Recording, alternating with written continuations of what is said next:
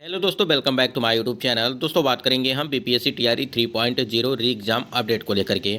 साथियों आज के इस वीडियो में बीपीएससी टीआरई 3.0 जिसमें हम लोग टीजीटी और पीजीटी यानी कि 9वीं 10वीं और 11वीं 12वीं के रिजल्ट रोस्टर अपडेट को लेकर के बात करने वाले हैं कि रिजल्ट तिथियों में क्या कुछ परिवर्तन किया गया है, क्योंकि लगातार तिथियों में परिवर्तन हो रहा है।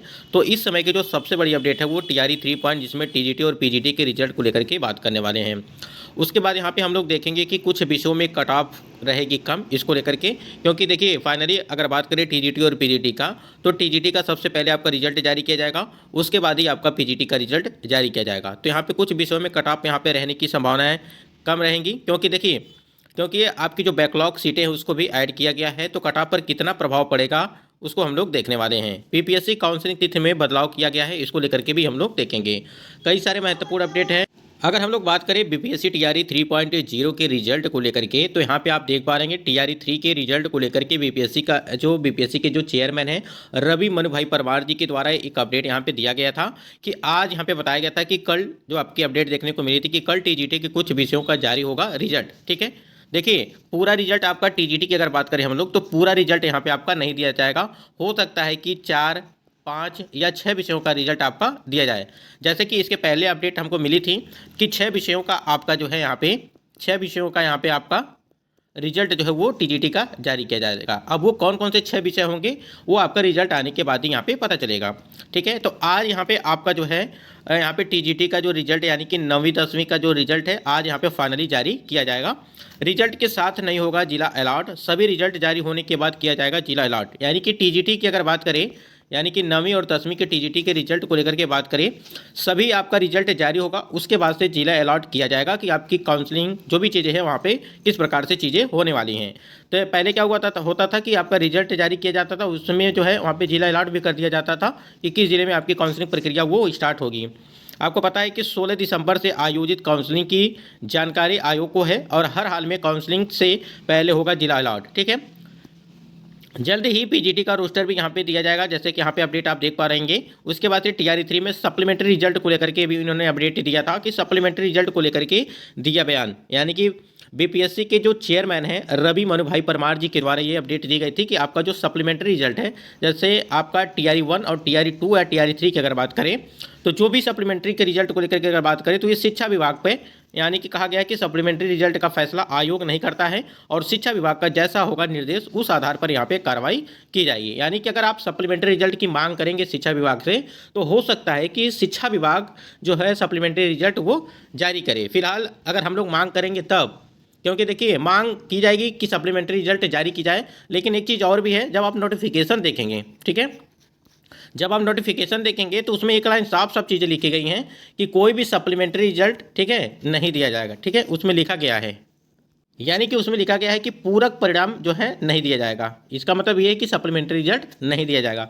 फिलहाल यहाँ पे मांग की जाएगी, अगर शिक्षा विभाग की तरफ से कोई जो है यहाँ पे सूचना मिलती है कि हाँ सप्लीमेंट्री रिजल्ट जारी की जाएगी तो अलग की बात होगी। फिलहाल यहाँ पे देखते हैं सीटों को लेकर के अगर बात करें, तो एक चीज़ यहाँ पे समझ लीजिए कि जो टीजीटी का रिजल्ट है वो आज आपका फाइनली यहाँ पे देखने को मिल जाएगा। ठीक, तो इंतजार आपका यहाँ पे समाप्त होगा। यहाँ पे आप देख पा रहेंगे, कॉर्नर पे देख पा रहेंगे हैं कि यहाँ पे दिया गया है आज से कई चरणों में जारी होगा रिजल्ट। ठीक है, यहाँ पे टीआरई 3.0 के रिजल्ट को लेकर के बात की गई है। देखिए बीपीएससी के चेयरमैन ने बताया कि मंगलवार से विभिन्न परीक्षाओं के परिणाम आने हैं। इसमें मंगलवार को कृषि विभाग के परिणाम के साथ साथ शिक्षक नियुक्ति परिणाम भी यहाँ पे संभावित है। यह परिणाम कई चरणों में आएंगे। आपको पता है इसके पहले एक अपडेट आपको दिया था हमने, तो उसमें बताया गया था कि 13 तारीख तक यह सिलसिला जो है जारी रहेगा। अगर बात करें हम लोग रिजल्ट को लेकर, तो यहाँ पे साफ साफ इन्होंने यहाँ पे मेंशन कर दिया गया कि आज से कई चरणों में यहाँ पे जारी होगा रिजल्ट। तो यहाँ पे जो भी चीज़ें हैं यहाँ पे एक संभावित है कि यह परिणाम कई चरणों में आएंगे।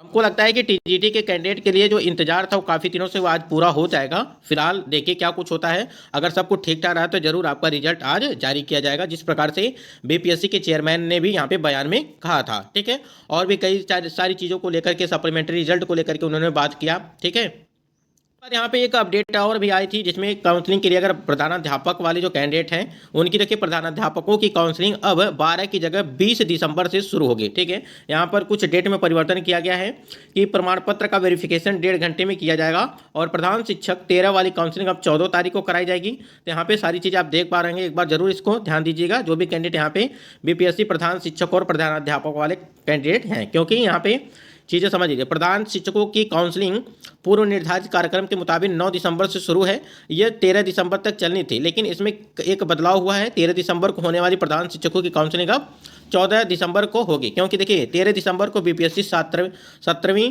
की प्री परीक्षा होगी। इसमें प्रधान शिक्षक के रूप में चयनित कई अभ्यर्थी शामिल होंगे। इसके साथ ही जिले के अधिकांश अधिकारी 17वीं प्री परीक्षा के आयोजन में व्यस्त रहेंगे। इस कारण जो है 13 दिसंबर की जगह 14 तारीख को यहाँ पे किया जाएगा। तो 13 वाले कैंसिल करके उसको 14 तारीख को कर दिया गया। इस बात को यहाँ पे ध्यान रखेंगे कैंडिडेट। ये तो छोटी सी अपडेट थी जिसमें प्रधान शिक्षक और प्रधानाध्यापक के लिए थी। यहाँ पे सबसे महत्वपूर्ण चीज़ हम लोग बात करने वाले हैं कि बैकलॉग सीटों के नाम पर यहाँ पे धोखा क्या हुआ है कैंडिडेट के साथ, वो समझिएगा।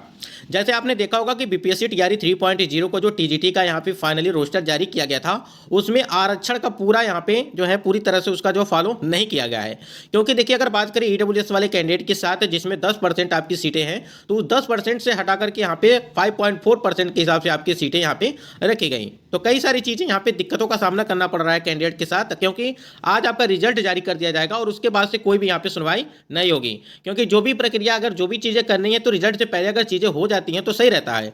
उसके बाद से रिजल्ट जारी होने के बाद अगर कोई चीज़ें यहाँ पे की जाती है तो कहीं ना कहीं काफ़ी देर हो जाती है। तो इस वजह से तो यहाँ पे जो आपका रोस्टर जारी किया गया है, जैसे अगर वहाँ पे एक अपडेट आपको दी गई थी कि यूआर की, ईडब्ल्यूएस की, ईबीसी की, बीसी की, एससी की और एसटी की जो आपकी सीटें हैं वो किस प्रकार से आपकी जो है सीटें रखी गई हैं, जिसमें से कई सारे यहाँ पे जो कैटेगरी आपकी हैं उसमें सीटों की संख्या बहुत ही कम दी गई है। और बात करें यहाँ पे जिस कैटेगरी को जितने % के हिसाब से सीटें चाहिए उससे कहीं पे ज़्यादा है तो कहीं पे कम है।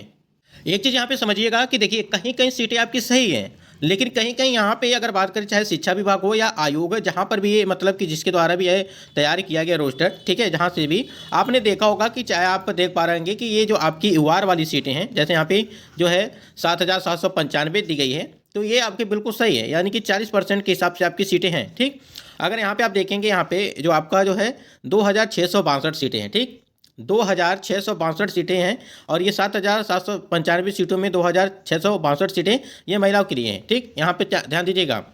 और उसके बाद यहाँ पे जो 1,067 सीटें हैं जिसमें ये आपके आर्थिक रूप से यानी कि ईडब्ल्यूएस वाले मेल और फीमेल की सीटें हैं, यहाँ समझिएगा, ये आपकी है सिर्फ यहाँ पे 5.4, ठीक है, 5.4% के हिसाब से आपकी सीटें यहाँ पे रखी गई हैं 1,067। ठीक, उसके बाद यहाँ पे देखेंगे आप यहाँ पे 3554 सीटें हैं, ठीक है, जबकि 3554 सीटें हैं, 3554 तो इस बार हुआ है, ये आपका 18% के हिसाब से सीट है। ठीक है, 18 ठीक है, ये आपका 18%, 18.3% के हिसाब से सीटें हैं और यहाँ पे बिल्कुल सही है और इसी प्रकार से आपकी होनी भी चाहिए।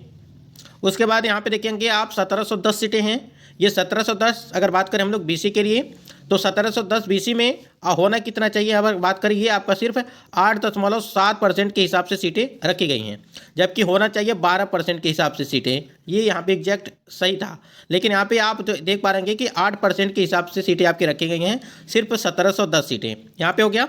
उसके बाद अगर यहाँ पे आप देखेंगे जो 4,043 सीटें हैं, ये जो 4,043 सीटें हैं ये आपका 20% के हिसाब से रखा गया है, यानी कि 20.6% है, जबकि होना कितना चाहिए, सिर्फ 16% आपकी होनी चाहिए। ठीक है, 16% के हिसाब से। तो आप खुद ही देख पा रहे हैं कि यहाँ पे यूआर के लिए तो बिल्कुल सही सीटें हैं, लेकिन यहाँ पे अगर बात करें हम लोग ईडब्ल्यूएस वालों के लिए सिर्फ यहाँ पे 5.4% के हिसाब, यानी कि सिर्फ 50% आपकी सीटें यहाँ पे रखी गई हैं। ठीक है, यहाँ पे नुकसान हो गया कैंडिडेट का।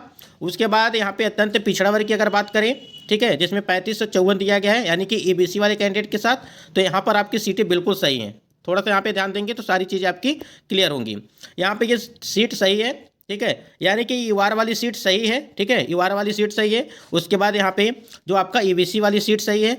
उसके बाद अगर बात करें यहाँ पे जो पिछड़ा वर्ग की कैंडिडेट हैं, ठीक है, तो पिछड़ा वर्ग के कैंडिडेट की अगर बात करें तो यहाँ पर भी सीटें आपकी गलत दी गई हैं, जबकि होना चाहिए 12, लेकिन आपका इतना है, यानी कि 8.7% के हिसाब से। तो यहाँ पर भी सीट की कमी है, जैसे ईडब्ल्यूएस में सीट की कमी है उसकी उसी प्रकार से यहाँ पे जो यहाँ पे बीसी वाले कैंडिडेट हैं उनका।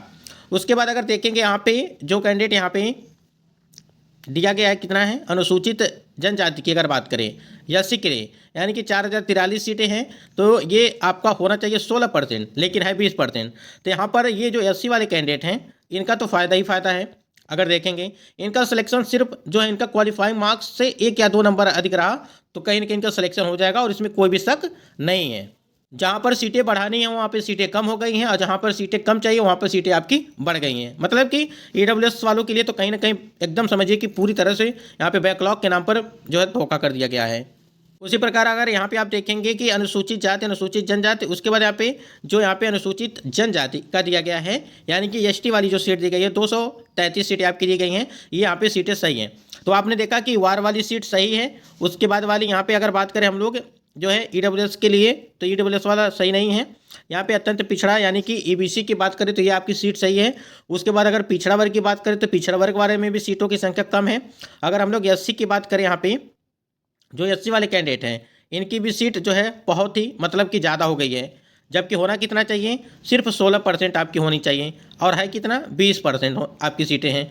तो यहाँ पे सीटें बढ़ गई हैं, जबकि ये सीटें आपकी EWS में चाहिए था, क्योंकि जिसमें जितना परसेंट आपका है आरक्षण के देखा जाए तो उतना सीट आपके कम से कम रहनी चाहिए।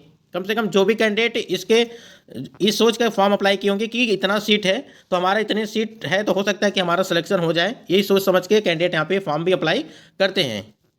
बाकी चीज़ें आप देख ही पा रहे हैं कि कितना ज़्यादा यहाँ पे बदलाव किया गया, आपका जो रोस्टर यहाँ पे जारी किया गया है।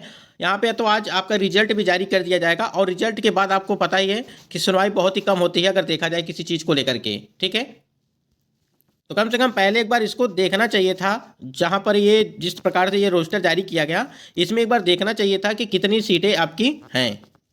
आपने देखा कि कई सारे मतलब की कैटेगरी में जो सीटों की संख्या काफ़ी ज़्यादा कम है, और इसका प्रभाव जो है आपको देखने को मिल जाएगा रिजल्ट में, ठीक है। क्योंकि सीट कम हुई है तो आपकी जाहिर सी बात है कि कट ऑफ भी हाई जाने वाली है अगर बात करें। बाकी कुछ सब्जेक्ट में अगर देखा जाए कि आपकी कट ऑफ कम जाएगी, जैसे जहाँ पर भी सीटें लगभग 300, 400, 500 सीटें आपकी ऐड की गई हैं, तो उसमें 1 नंबर 2 नंबर का अंतर आपको देखने को मिलेगा। जैसे आपने देखा कि अगर बात करें हिंदी में हो गया, उसके बाद यहाँ पे अगर देखा जाए साइंस में हो गया, अंग्रेजी में हो गया, गणित में हो गया, और सामाजिक विज्ञान में तो आपकी पहले संख्या थी 1600 के आसपास सीटों की संख्या थी, ठीक है। लेकिन 1600 सीटें थी और उसमें सीटों की संख्या लगभग यहाँ पे बताई गई कि 2100 के आसपास आपकी सीटें कर दी गई अगर बात करें यहाँ पे, ठीक है, सामाजिक विज्ञान में, यानी कि लगभग 2015 सीटें आप देख पा रहे हैं यहाँ पे स्क्रीन पे लिखा भी गया है। तो कुछ यहाँ पे देखने को मिल रहा है कि सबसे पहले सीट का बंटवारा आपका सही तरीके से नहीं किया गया है, और इसमें कई सारे जो आपका आरक्षण है, जैसे आपका 50% के हिसाब से जो है सीटें यहाँ पे बहुत कम दी गई हैं अगर कहीं किसी कैटेगरी में अगर देखा जाए, ठीक है। ऐसे SC वालों कैंडिडेट के लिए फ़ायदा ही है, क्योंकि वहाँ पे 20% के हिसाब से सीटें रखी गई हैं, जबकि होनी कितनी चाहिए 16% के हिसाब से होनी चाहिए सीट। बाकी देखिए क्या कुछ होता है, आयोग के द्वारा अगर कोई परिवर्तन किया जाता है तो ज़रूर देखने को मिलेगा।